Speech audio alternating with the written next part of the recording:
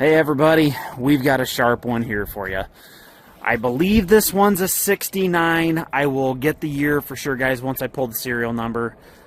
It's a 4020 diesel. It's a 69 or a 72, 272. It's got the side counsel here for your hydraulics, which was an upgrade. So this tractor has been completely gone through. As you can see, it's got a new paint job on it. We've added front fenders to it. It's got the grandpa step. New rubber all the way around. All the lights work the way they should. Brand new seat. This is a Synchro range setup. It's got all new battery boxes. 3-point PTO. Everything works the way they should. It's got the 1000 PTO as well as the 540. You've got the dual rear hydraulics. We have the third member, guys. We have it taken off and locked in the shop right now just so it doesn't disappear. But you are getting the third member. We had a little bit of a sleet storm move through here this morning, guys. It's got a little bit of frozen ice sitting on it.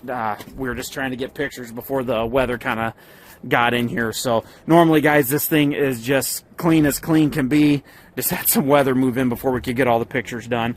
You got the front weights on this one. You've got the 2 weights on, well, you've got your weight bracket here, as well as the 2 additional weights that go on the front of it.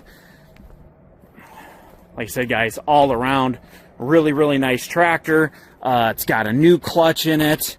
Mike has gone through this thing front to back.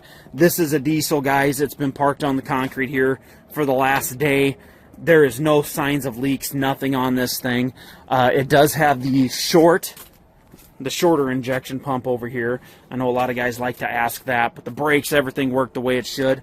We'll go ahead and fire her up for you and show you everything works, guys.